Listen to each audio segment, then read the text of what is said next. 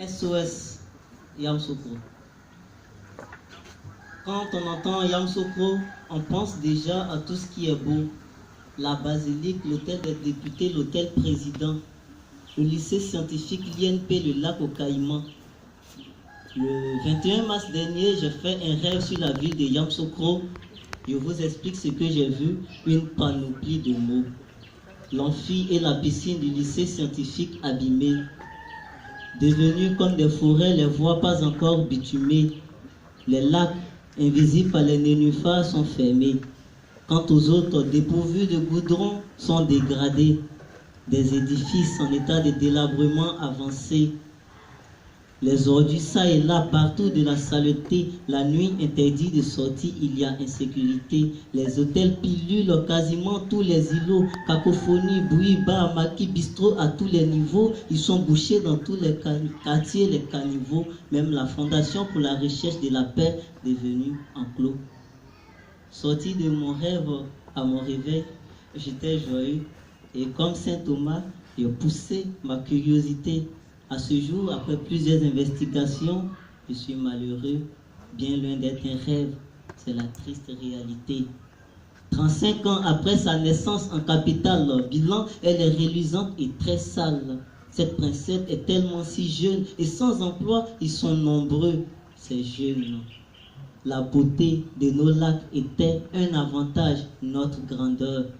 Transformée en jardin potager et marécage avec hideur. Hélas, les lacs sont recouverts de nénuphars, même les lampadaires éclairent comme des morts phares. On dit de la Côte d'Ivoire, plaque tournante de l'Afrique. Malheureusement, Yakro est devenue une ville déchétique. Contraste, ça me cœur. Là-bas, à Paris, avec les édifices, on mord la vie. Ici, Yakro, avec l'insalubrité, on vit la mort. C'est à croire qu'Oufou était décédé, maintenant il est mort. Ils viennent tenir des mythiques colloques, assises, conseils de ministres. Je suppose qu'ils sont pressés, aveuglés par les décombres insalubres. Nous avons des cadres et des dirigeants, gouverneurs, députés, maires et militants. On assainit les voies juste pour les campagnes. On les délaisse très vite après avoir pété les champagnes. Au lieu de favoriser et d'améliorer le secteur du tourisme, on délaisse même l'agriculture pour faire du patriotisme. Un village qui se voulait pour le repos sans bruit est devenu même Adjulabougou, bondé de maquis. Je ne fais pas partie du conseil régional, je donne plutôt un conseil d'assainissement national. Socrate disait, connais-toi toi-même et tu connaîtras l'univers.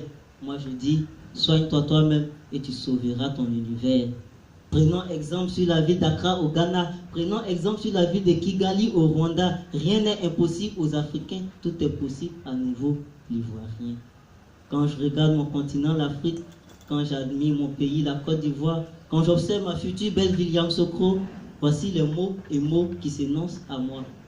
Odeur, laideur, senteur, horreur me font peur. Nature impure, ordure, déconfiture, je veux une ville pure. Nausées, déchets, dégradés, osons purifier. Intention, construction, détermination. Faisons de nos villes propres et celles une innovation. Car personne ne viendra prier notre Dieu à notre place. Personne n'ira adorer votre fétiche à votre place. Personne ne viendra assainir nos villes à nos places. Ivoiriens d'ici et d'ailleurs, c'est ici que ça se passe.